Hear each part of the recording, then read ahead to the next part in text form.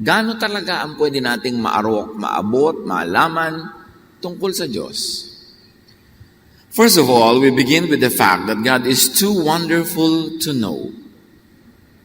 Sobra siyang dakila. Parang isang bata na humukay ng isang dakot na size ng hukay sa buhangin sa tabi ng dagat at sabi niya ilalagay niya ang lahat ng tubig ng dagat doon sa hinukay niya.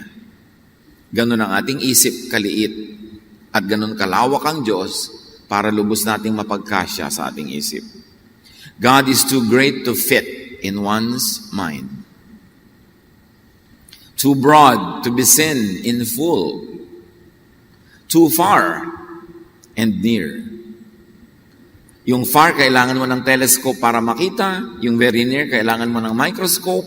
And in both cases, God's too far and too near. God is beyond the heavens and God is within us. Deeper than cellular level. Microcellular level. So God is too far and near to be seen clearly by the naked eye. Kaya ipinagbabawal ng Panginoon ang mga imahen, mga images.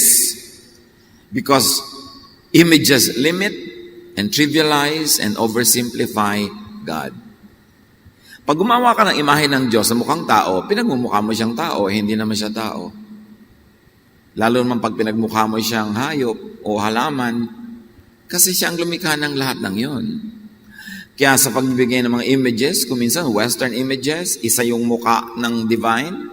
Sa Eastern images, 4 ang muka ng divine nila. Ibig sabihin, kita ang East, West, North, South. Pinapakita nila na maraming pwedeng makita ang dakilang lumikha. Sa mga imahe ng Western icons, 2 ang kamay ng mga divine personages. Sa East, kung minsan, 5, 6, 8 ang kamay. Naakala ng mga Western trained theologians ay monster. Pero sinasabi lang nila, maraming kayang gawin ang Diyos. Pero lahat ng yun ay hindi sapat. Kaya ayaw ng Diyos ng imahen. Nalilimit ang perception tungkol sa Kanya. 1 Corinthians 1:25, ang inaakala nilang kahangalan ng Diyos ay karunungang higit pa sa karunungan ng tao. This is a metaphor, this figure of speech. Hindi naman ibig sabihin may kahangalan ng Diyos, pero ang sinasabi ng 1 Corinthians 1:25, yung pinakakonting alam ng Diyos ay higit pa sa pinakamaraming alam ng buong katauhan. Sobra siyang lampas-lampas. Sobra siyang dakila. At ang inaakala nilang kahinaan ng Diyos ay kalakasan higit pa sa kalakasan ng tao. So the weakest point of God is greater than the strongest point of humans. If God had a weak point. Paghahambing lang yun. Pag-dramatize ng mensahe. God is so wonderful to know. Deuteronomy 29:29, the secret things belong to the Lord, our God. But the things revealed belong to us. So merong ipinagkakaloob sa ating karunungan at merong hindi. Napakakonti ng alam natin. What we know is little, what we do not know is immense. Kaya hindi pwedeng magyabang ang tao. Isaiah 55:8, ang sabi ni Yahweh, ang aking kaisipay hindi nyo kaisipan. At ang inyong kaparaanan ay hindi ko kaparaanan. Kaya sobra namang presumptuous sa mga tao pag sabing magagalit sa iyo ang Diyos. Talaga, alam mo ang mga iisipin ng Diyos? Alam mo talaga, ikakagalit niya, alam mo yung hindi. Ito ang sabi ng Diyos. Ito ang gusto ng Diyos. Yung pala, opinion lang yun ng tao, inimbento lang ng mga katuroan. Paano natin malalaman kung ano talaga ang gusto ng Diyos? How much could be known about God? Not much. Not much. At dahil dyan, people would remain guessing and fearful, respectful. Hindi nagmamalaki, hindi nagyayabang, na alam na niya ang kalooban ng Diyos. Na alam niya kung paano i-apply, paano i-interpret ang lahat ng mga bagay na may kinalaman sa kaluwalhatian at kabanalan ng Diyos. 2 Timothy 2:15, sikapin mong maging kalugod-lugod sa paningin ng Diyos, isang gagawang tama ang paggamit sa salita ng katotohanan. So may maling paggamit Kasi sinasabi, sikapin mo maging tama ang paggamit mo. One knows that he correctly handles the word of truth by using the Jesus filter, which is love. Yung lahat ng mga doktrina, tradisyon, teachings, regulations, and laws, parang papadaanin mo yan sa prism, dapat ang lalabas na light, white light, which is love, Jesusness. Jesus is light, the light of the world. Pag ang basa mo, interpretation, application mo ay hindi loving, pagdudahan mo kung tama ang iyong basa, interpretation, and application. At dyan babagsak ang napakaraming religious teaching. Hindi loving ang mga application. Katulad nung i-apply nila ang law sa babaeng nahuli sa pagsiping sa lalaki hindi niya asawa, i-apply nila yung law. Ang ano yung law? Babatuhin hanggang mamatay. Loving ba yun? Kind ba yun? So hindi ipinatuloy yun ni Jesus. Kaya ipinadala ang Panginoong Jesus para itama ang pagbasa ng law at ang application dapat loving. Lahat ng mga religions, nagkiklaim sila ang mayroong tama. Sila ang tama magbasa, sila ang tama ang interpretation. But Jesus is the filter. And how will you know which religious ideas to believe in, to subscribe to apply? Use the Jesus filter. Itatanong mo sa sarili mo, is my reading and interpretation and eventual application loving? Kasi kung hindi ka naman loving, sayang lahat ang religion mo. Nag-religion ka pa. Dapat susukatin, susuriin kay Jesus. How much could be known about God? Not much. Therefore, people should be tentative and humble. In knowledge, in theology, in philosophy, in doctrine. Mas pagtitiwalaan ko yung taong religious leader or teacher or advisor, kasi tatanong ko, mayroon po ba kayong alam na sagot sa lahat ng tanong ko? Mas pagtitiwalaan ko yung magsasabing, wala. Marami akong hindi alam, inaalam ko pa lang, inuunawa ko pa lang. Wala akong maibibigay sa iyong napakaklaro at siguradong sagot. Mas katiwa-tiwala yun kasi merong alam ko. Doctrine, my doctrine is solid, it is right, it is perfect, it is never wrong. Mas magduda ako doon. Paano niya nagagap, nahuli ng buong buo ang kalooban ng Diyos? Tao lang siya. Mas kapanipaniwala yung humble sa pagtuturo na ang trato niya sa mga tinuturuan, pinangungunahan ay fellow seekers. Imbes para siyang has arrived and has known everything. Tapos ang yabang-yabang magdoktrina, lahat na ng lihis sa kanyang turo ay mali na, lahat na ng hindi niya kakampi ay sa demonyo na, mas kaduda-duda yun. 1 Corinthians 13:9, si Paul na mismo ang nagsabi ha. So Paul was taken to the third heaven to reveal many things. Pero sabi niya, hindi pa ganap ang ating kaalaman at hindi rin ganap ang kakayahan nating magsalita ng mensahe mula sa Diyos. So basing it on this realization of Paul, no one can be dogmatic. Walang taong nasa tamang pag-iisip ang magkakaroon ng napaka-final na salita, pagpapahayag, pagtuturo ng mga bagay na tungkol at mula sa Diyos. You can only be tentative because what we know is little, what we don't know is immense. Our knowledge is imperfect and our prophecy is imperfect. And Paul says, but when the perfect comes, the imperfect will pass away. So slowly that imperfection will pass away as we get indwelt by that which is perfect, by the light of Jesus. Therefore, people should not study too much. Si Solomon naman, the closest person in the Old Testament to Jesus, he is the wisest ever. Ecclesiastes 12:12 sabi niya, ang labis na pag-aaral ay pahirap sa katawan.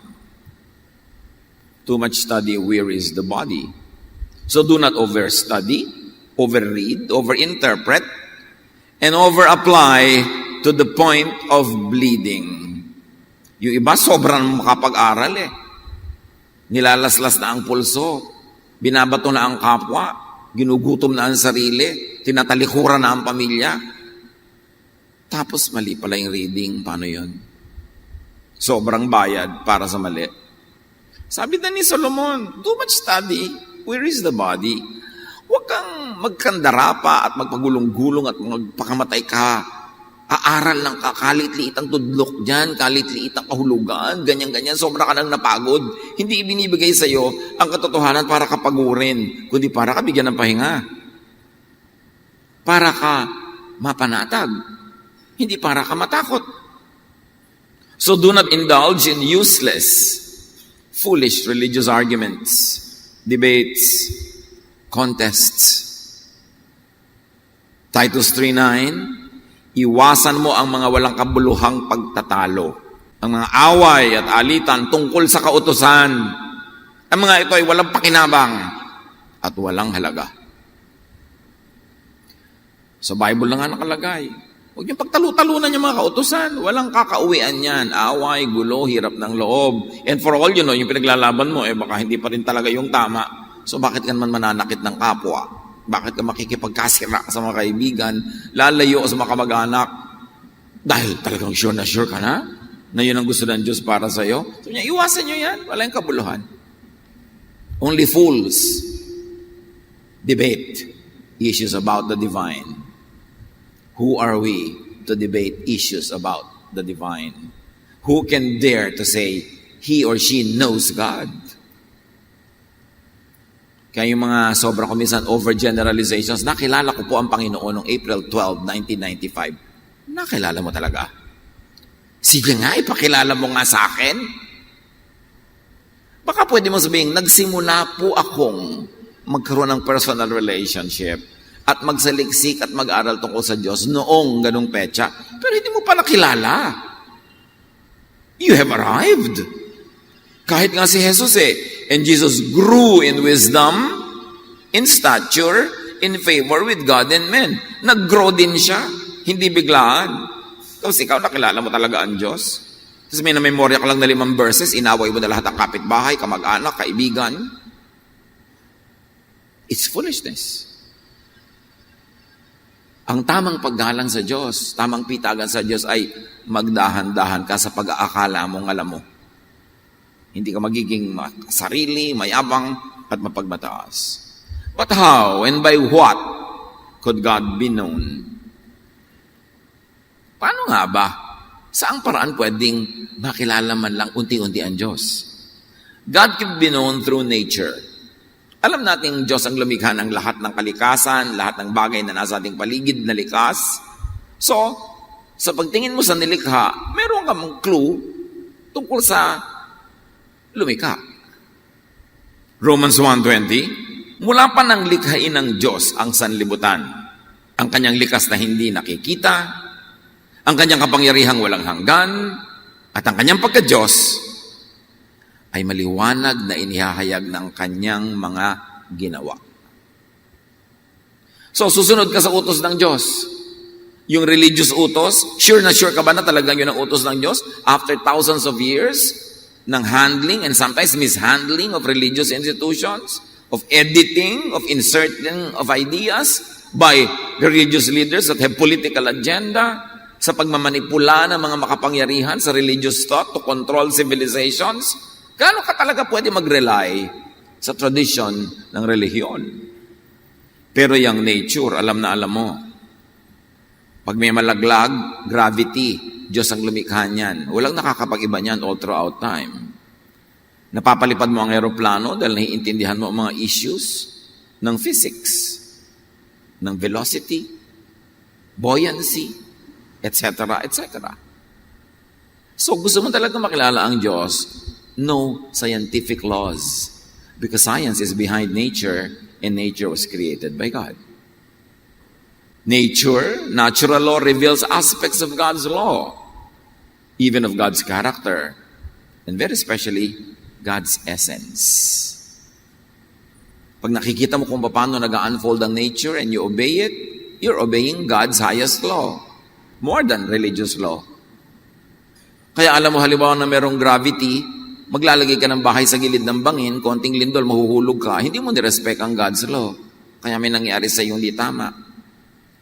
Maninirahan ka sa gilid ng ilog na alam mong pagka maraming ulan sa bundok, aapaw yung ilog, aanuring ka, hindi mo sinunod ang God's law. May mga ganong God's laws. Pagod na pagod ka na, hindi ka nagpapahinga, yung katawan mo, bibigay, magkakasakit, hindi mo sinunod ang God's law. God's law of health or laws on health. Marami pa. Naninira ka, nagchichismis ka, sumasali ka sa mga intriga, tapos nasaksak ka, namatay ka. You did not obey God's law na you should not create enemies, needless enemies. Hindi ka nag-iingat. So beware of theology that opposes God's natural law.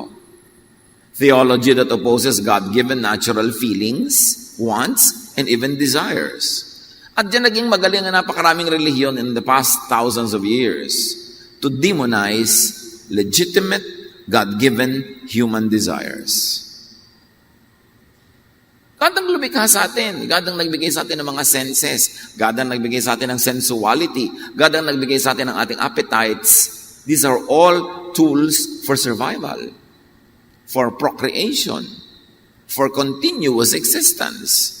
Pagkatapos, umuso yung self-denial, gutumin ang sarili, pahirapan ang sarili, masamain ang lahat ng gusto mong masasarap na bagay.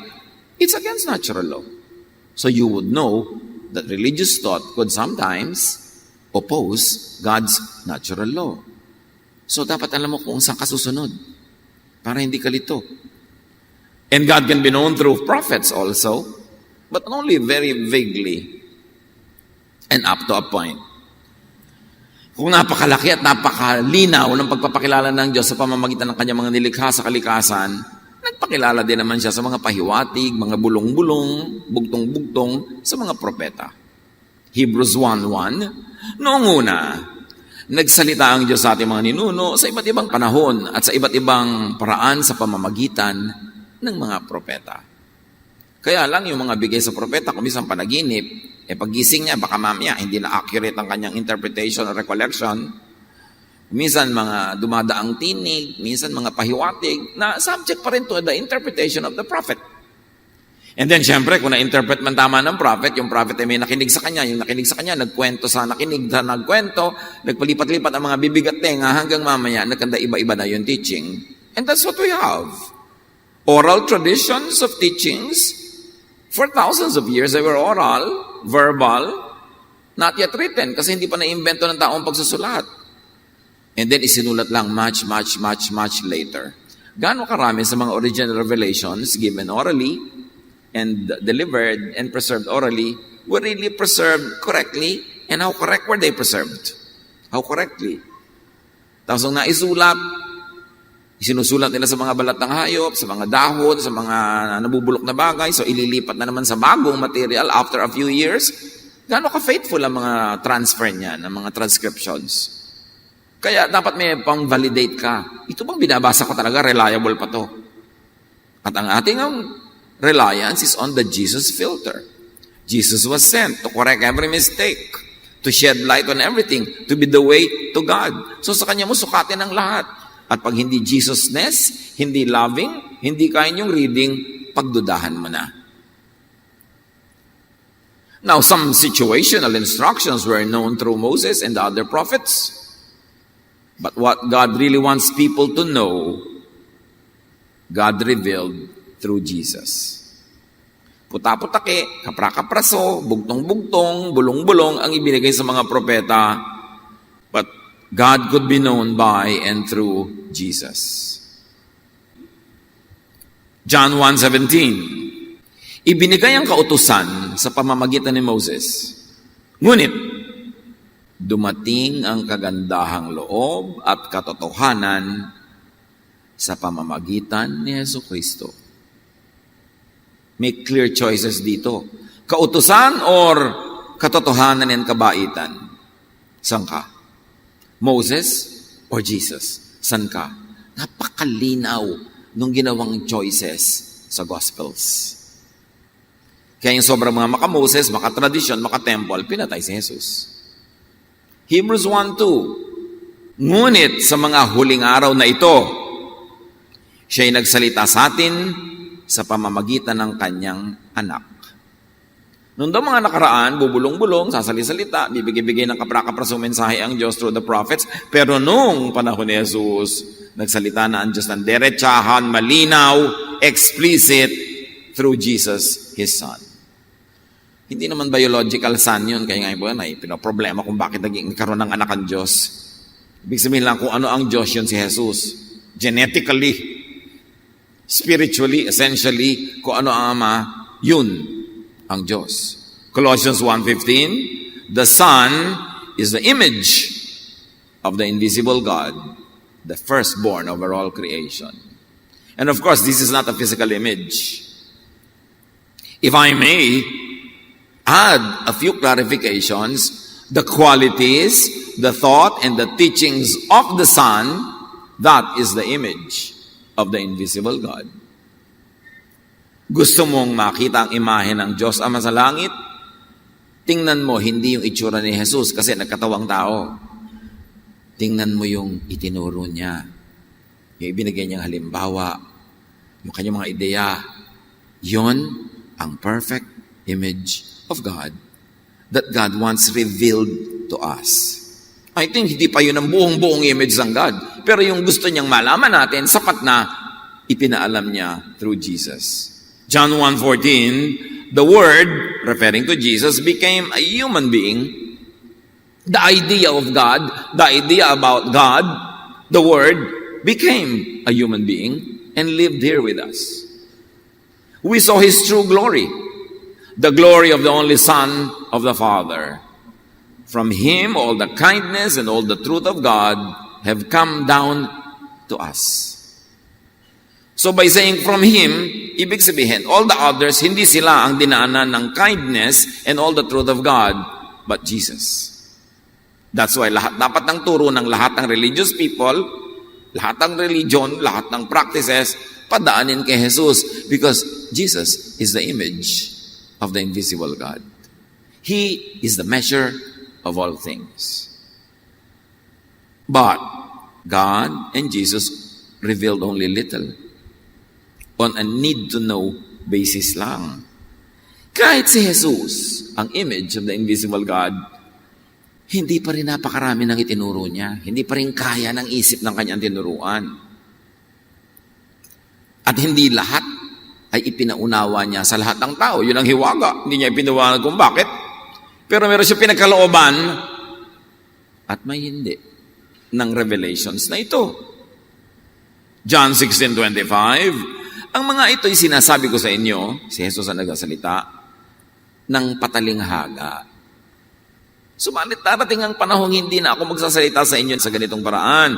Tuwiran ko nang sasabihin sa inyo ang tungkol sa Ama. So, ang pagsasalita ni Jesus ay patalinghaga pa rin, indirect pa rin, dahan-dahan. Jesus, God, revealed only to a few persons.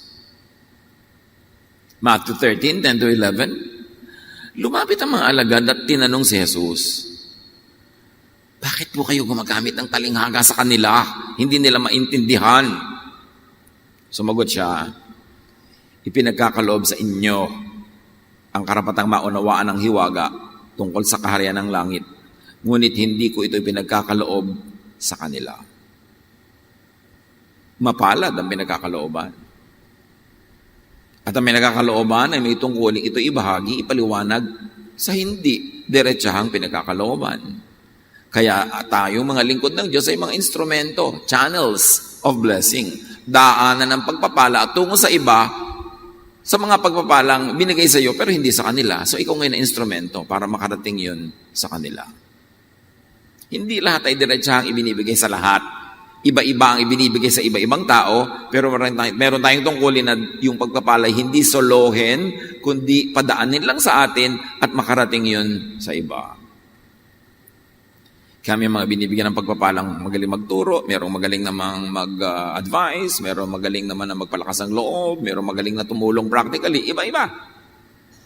Para tayo ngayon na maging extensions of God to reach other people.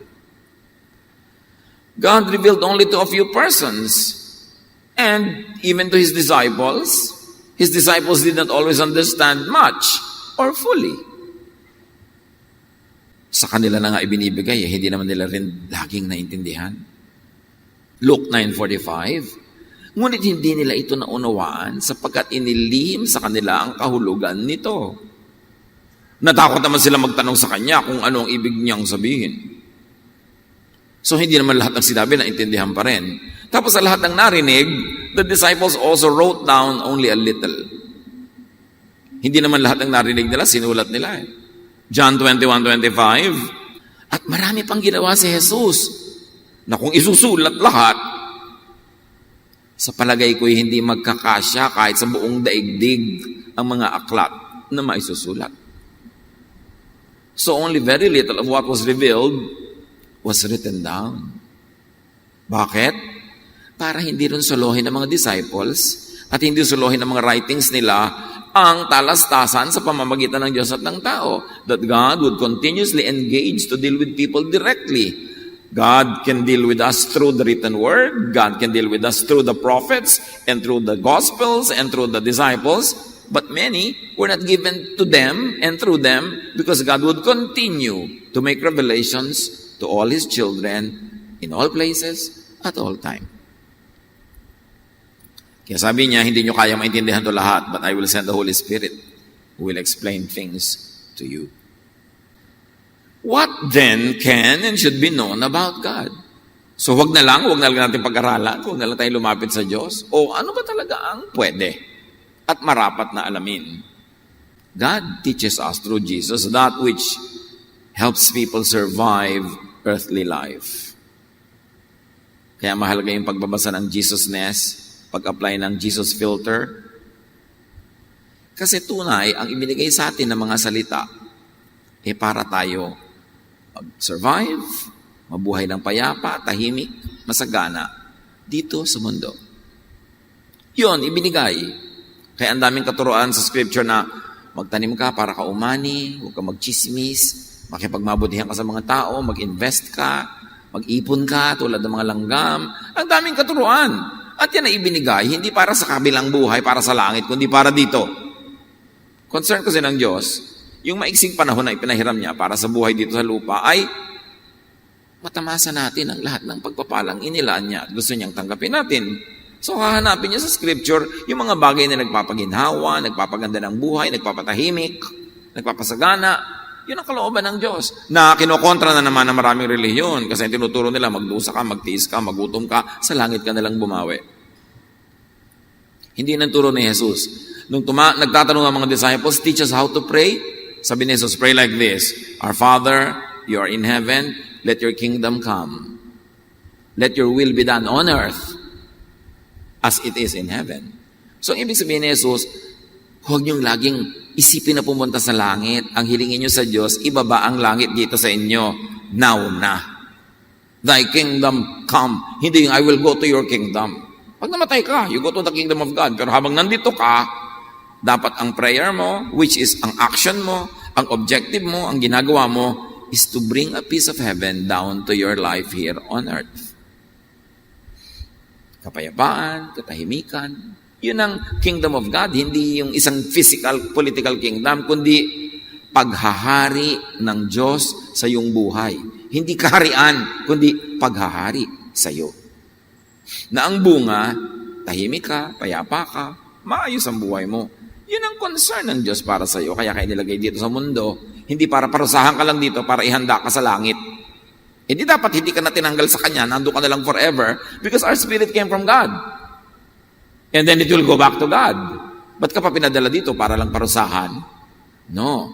Para tamasahin mo in a physical way ang mga physical creation ng Diyos na hindi mo ma-enjoy in a physical way when you are in your spiritual body in a spiritual heaven. So dapat na-appreciate mo yung life here on earth. So what can be known about God? That which helps people find and follow God's laws into eternal life. So dalawa yon, here and there. And the way to eternal life is Jesus. The way to the kingdom of God is Jesus. The way to the kingship, lordship, reign, rule of God in our lives is to apply Jesusness. So alam mong pinaghaharian ka ng Diyos, hindi ko alam mo lahat ng doktrina, hindi kung ikaw lang ang ligtas, kung ang yapang-yapang mo, hindi yon. Pinaghaharian ka ng Diyos kung ikay maibigin. Because the kingdom of God and the rule of God is all about love and peace and rest. At ito, sobra-sobra na natin pinapaulit-ulit. Siguro pag nag-quiz tayo ngayon, 100 downgrade yung lahat. Magdudugo na nga mga tenga nyo, kauulit ko ng love, di ba? Baka sabi nga ng iba, hey, ito ang message dito, love na naman. Kasi nga hindi natin naiintindihan kahit tayo paulit-ulit.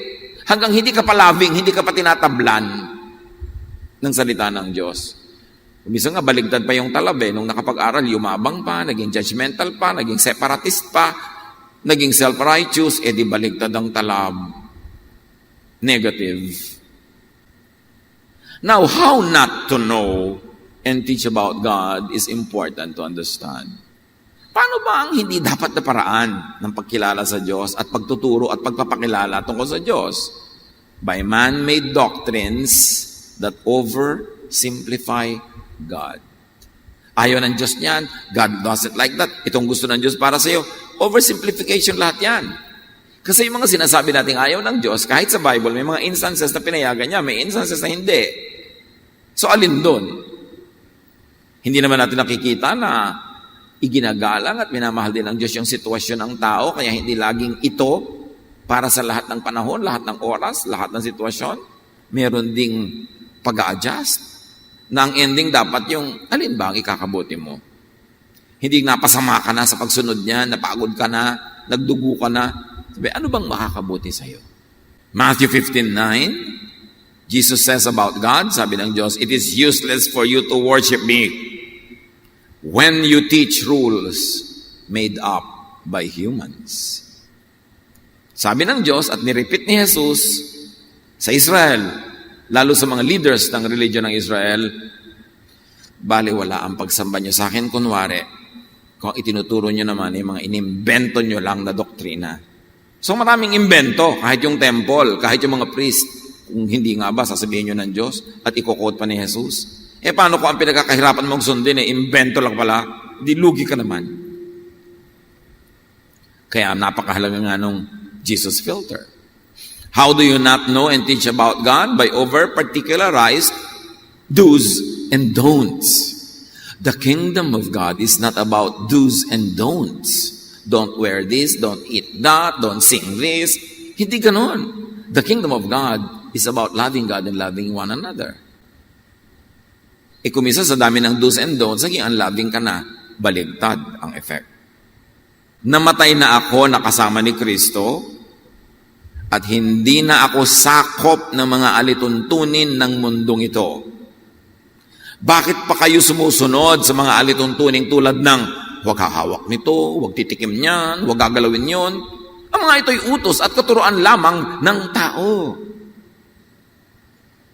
Sabi niya, na kay Jesus na ako, tapos pinagbabawalan mo pa akong isuot ang gusto kong isuot, pinagbabawalan mo pa ako sa haba ng aking buhok, pinagbabawalan mo pa ako kung anong pwede kong kainin, saan ako pwede pumunta, sinong pwede kong pakinggan. Lahat yan, sabi niya, imbento ng tao para sarilinin, solohin nila ang control sa kanilang mga followers. Sabi, namatay na ako tulad ni Kristo. Namatay na ako sa control ng law. Nabuhay na ako tulad ni Kristo. I'm now free. Bakit mo na naman ako ipinapasa ilalim sa kutakot-takot at sangkatermang do's and don'ts?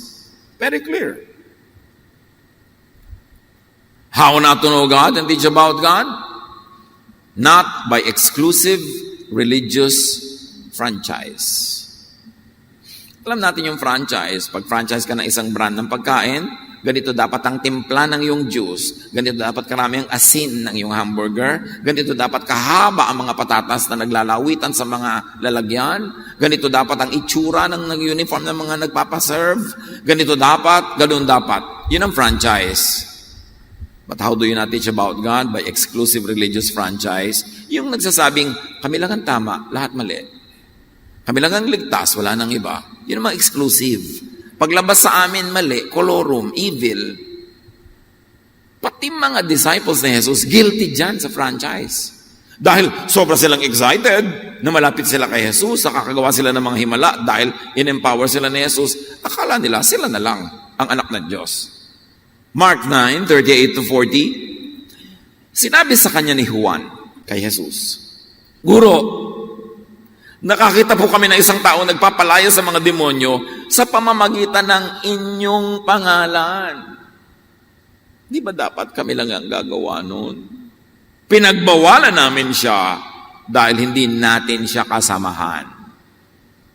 Hindi siya member ng ating religion, ng ating sekta, ng ating grupo, ng ating department.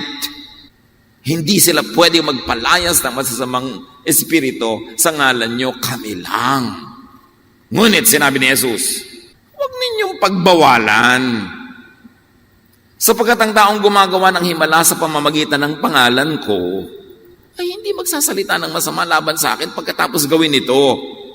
Sapagkat sino mang hindi laban sa atin, ay panig sa atin. Nakita niyo kay Jesus, hindi lang kayo ha. Ano, lagi ko lang kayong kasama, inisip niyo, kayo na lang? Sabi niya, I have other sheep that are not of this fold.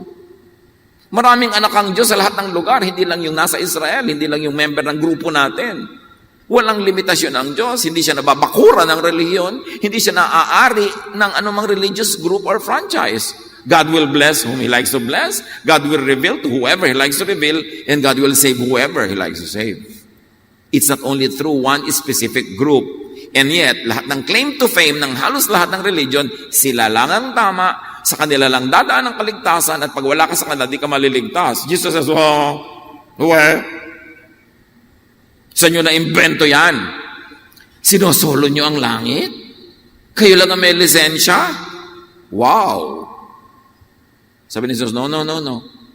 Pag nagtuturo, nagpapalayas ng espiritu, ibig sabihin nagpapalaya, trabaho ko yan, kahit hindi through you. So ang tunay na dinadapuan ng katotohanan ng Diyos through Christ will treat fellow searchers with respect, with consideration, and in humility. Walang kami lang. Walang tayo lang. But according to studies, there are people who are genetically inclined to want that kind of arrangement. Yung masaya sila pag sila lang. Pag sila lang ang tama, sila lang ang correct, sila lang ang ligtas. Kaya gustong-gusto nila yung mga ganong teachings, doon sila sumasali. Pero malinaw ang scripture, ha? Hindi yan ang style ni Jesus. When seeking, seek for Jesus and seek for His way. John 14:6, I am the way, sabi ni Jesus, the truth and the life. No one comes to the Father except through me. And because God is love, therefore no one comes to the Father, no one comes to love except through the Jesus way, the Jesus filter, the loving way.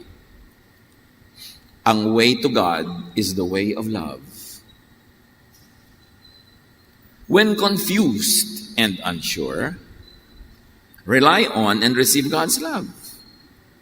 And just choose to love.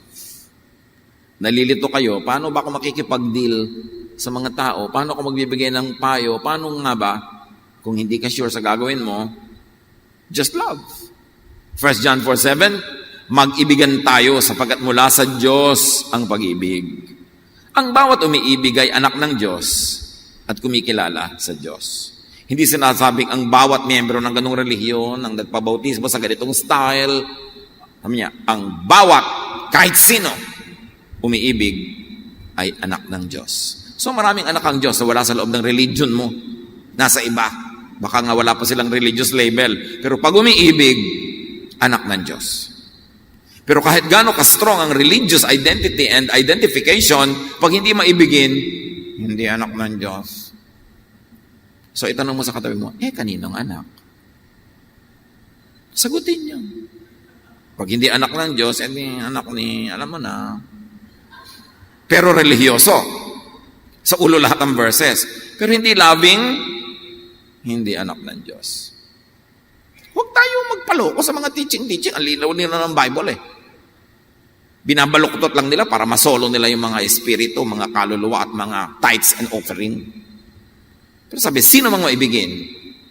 Anak ng Diyos. So kahit hindi pa dumadating yung mga misyonero sa Pilipinas, noong 1521, alangan namang walang anak ang Diyos dito. Sumakay lang ang Diyos sa Galeon, dala ni Magellan, ganon. Lahat ng maibigin, ano man ang religious label, ay anak ng Diyos. Nasa Bible. Hindi naman mahirap makita. Siguro hindi lang 5 ang nagpa-counsel sa akin na isang nanay na concern tungkol sa kanyang anak. Ang anak ay divergent, kakaiba sa iba. Ang nanay ay relihiyosa. Tapos yung anak hindi swak sa idea ng kanyang relihiyon. Hati ang puso ng ina. Itatakwil ko ba ang anak ko? Kasi sabi ng church namin, hindi ko dapat tanggapin yung anak ko dahil ganito siya. Ang payo ko sa kanilang lahat, isa lang. Just be a mother. Huwag ka na maging theologian. Ano bang alay mo sa theology? 3 units. Ilang alam mong verses? 15, mali-mali pa. Tapos ite-theologize mo yung anak mo, itatakwil mo dahil kakaiba sa tinuturo ng simbahan nyo. Pag nakamali ka, itatakwil ka rin yung simbahan na yan. Mabuti pa, magsama na lang kayong mag-ina. Yan ang matibay na relasyon. Just be a mother. Mahalin mo ang nanay mo, anak mo, sino man yan, kahit ano pa sinasabi ng mga relihiyon. Pag hindi loving, hindi galing kay Jesus. Galing sa Pharisees. Yan ang problema sa atin close family ties, tapos may biglang magba-Bible study, matuturoan ako ano-ano, makikipagkasira sa mga kamag-anak.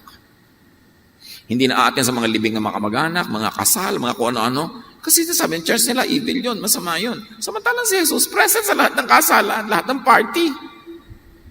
Kaya ang tawag sa kanya, friend of tax collectors and sinners. Sabi ng mga Pharisees, "Hoy, bakit ang amo nyo nakikisalo sa mga tax collectors and sinners? Tapos ikaw ngayon na sumusunod kay Kristo, makikihiwalay?" Sino sinusunod mo? Di Pharisees. Nagiging unloving ang maraming nagba-Bible study. Pagka baluktot ang handling at hindi pinapadaan sa Jesus filter ang turo. Nagiging makasarili, sectarian, nagiging dogmatic, separatist, nagiging self-righteous, and judgmental. Lahat yan ay anti-Jesus. 1 Corinthians 13:3, "And now these 3 remain: faith," dakila yan, hope, dakila yan, love, but the greatest of these is love. Can you imagine that love is even greater than faith? That when you are loving, daig mo pa yung may faith. Yun ang highest level of faith. To be loving. And true love is inclusive. It is unconditional and not judgmental. Daig niyan yung faith. Daig niyan yung doctrine. 1 Peter 4:8, "Love covers over a multitude of sins." Ang pagmamahal ay pumapawi ng maraming kasalanan. Tulad ng mahal tayo ng Diyos through Jesus, napawi ang ating kasalanan. So kung mahal mo ang isang tao, mahal mo ang iiral, talsik, talbog, burado ang mga kasalanan niya sa tingin mo. Kasi love mo ang mangingibabaw.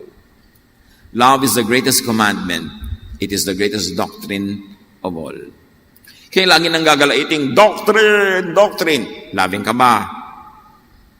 Mark 12:28-31. One of the teachers of the law asked him, meaning Jesus, "Of all the commandments, which is the most important?"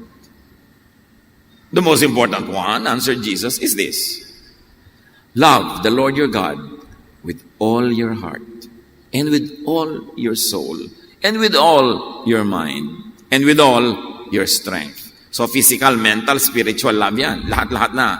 The second is this: love your neighbor as yourself. There is no commandment greater than this.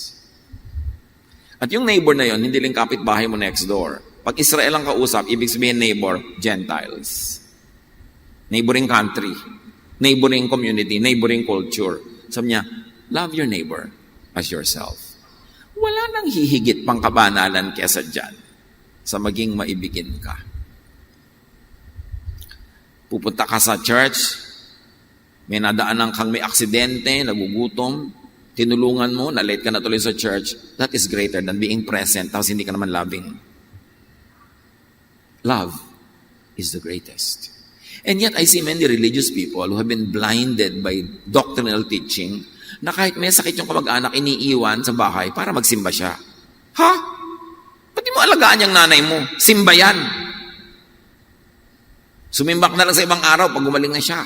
O pag meron ka ng kahalili sa pag-aalaga, tsaka ka sumimba. Pero yung nanay, iiwan ko po kayo kasi Sunday po ngayon and this is the day of the Lord. Eh, anong Lord yan? Papaiwan ako sa'yo? nung ipinanganak ka kita, hindi kita iniwan nung nalaglag ka bigla nung naglalakad ako. Inalagaan kita, tapos ngayon, nakakuha ka ng religion, iiwan-iwan mo ako.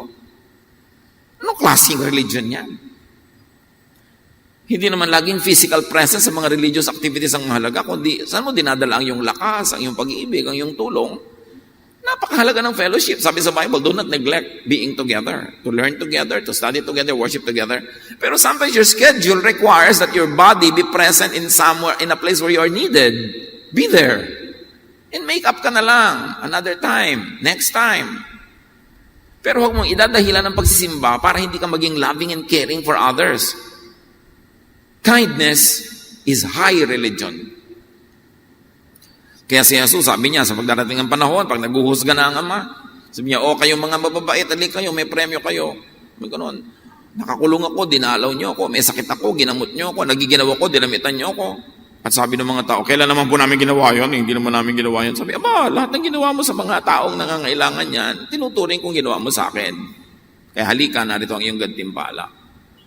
At sabi pa sa Bible, high religion is this: visit orphans and widows and help those who are sick. To help people who are in distress. Yun ang high religion. Kabaitan, kabutihan, no matter the religious label. Love is the distinction of the Jesus believer. Not the verses that they know, not the version of the verses that they know, not how they wear clothes, not what they do, but how they love others. John 13:34-35, isang bagong utos ang ibinibigay ko sa inyo ngayon. Magmahalan kayo. Kung paano ko kayo minahal, gayon din naman, magmahalan kayo. Kung kayo ay may pagmamahal sa isa't isa, makikilala ng lahat na kayo mga alagad ko. So paano doon nakikilala mga tunay na alagad ni Jesus? Nagmamahalan.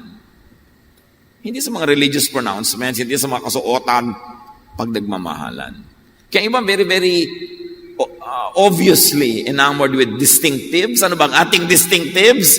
Ang distinctive ng mga anak ng Diyos, love. Hindi verses. Hindi mga uniform, mga regulation. Ano ba dapat nating isuot? Anong pwede nating kantahin? No. Love. Tapos makikita mo kumisa sa mga churches, statement of faith. Nakakwadro pa. Itong pininiwalaan namin. Ibig sabihin, pag hindi ka naniniwala dito, chupi, puwera ka dito. No. But the statement of faith of the people of God is love. Kaya nga kung may statement of faith ng church, sa kakwadro, dapat nakalagay lang doon, drawing ng puso. Love.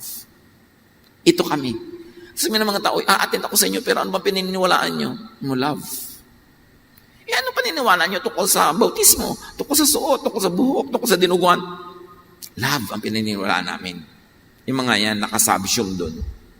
Pag hindi loving ang reading and application, hindi na yan ipinagbabakbakan dito. We don't kill or die for it. Because the greatest distinction of the people of God is love. And distinctive should not be exclusive, but inclusive. Pag doctrinal yung distinctive mo, exclusive agad yun eh. Kayo lang ang tama, mali yung iba, puwera sila, kayo lang kasali. But God is love. It is useless to speak, to know, and to do anything outside of love. 1 John 4:20, ang nagsasabing iniibig ko ang Diyos, subalit napupuot naman sa kanyang kapatid, ay sinungaling. Iniibig mo ang Diyos, wala kayong pinag-usapan, kundi kapintasan ng mga ibang religious groups. Kung paano nyo papataasin ang sarili nyo at ibababa sila. Yung sinungaling kayo. Dahil hindi mo iniibig ang iyong kapatid, napupuot ka pa nga. 1 Corinthians 13:2-3, if I have the gift of prophecy, which is very important, and can fathom all mysteries and all knowledge, also very important, and if I have faith, very important, that can move mountains, but do not have love, I am nothing. Baliwala lahat ang alam ko, katuruan ko, mga ginagawa ko, kung hindi naman ako loving. If I give all I possess to the poor, and give over my body to hardship, that I may boast, but do not have love, I gain nothing. So love is the purest and the best doctrine. that because of that, Jesus died. Jesus died to love the world. That whoever will believe in Him will not perish, but have eternal life. So, mga kapatid, mga lingkod ng Diyos, major in love. Minor in other things. You will know God not by knowing doctrines in your mind, but through and by loving. Paano ko po makikilala ang Diyos? Sa pag-aaral po ba? Pwede. Makikilala mo ng Diyos sa pag-aaral eh. Sa pakikinig po ba? Pwede. Pero gusto mo talagang effective, powerful, and diretsong paraan para makilala mo ang Diyos? Magmahal ka ng kapwa. The path of God is a loving path, forgiving, giving, kind. Take that path and you will know God. Little by little. Progressively. Those who love know God. Whether they understand in their mind or not, if they are loving, they know God because God is love. Daig ang unloving theologians ng loving, simple people. Matthew 15:7-8, sabi ni Jesus sa mga leaders ng religion ng panahon niya, "You hypocrites! Isaiah was right when he prophesied about you. Those people honor me with their lips, but their hearts are far from me." So know God not by the mind, not through the lips, but by the heart. 1 John 4:16-18. God is love. Whoever lives in love lives in God, and God in them. There is no fear in love, but perfect love drives out fear. So kung ang effect sa'yo ng religion, ang effect sa'yo ng teachings ay fear, that's not from God. Because the love of God should drive out fear and make you peaceful, restful. Dapat ang buhay mo, ang isip mo, ang emotion mo ay tiwasay, tahimik, payapa. Through knowledge of God, through Jesus, does not give fear. It gives love and peace and rest. That is what you should receive from God. And that is what you should give to people around you. Restfulness, peace, unconditional love and acceptance is the only way that there could be a peaceful climate in our families, in our workplaces, in our church, in our society, to apply Jesusness, not Mosesness.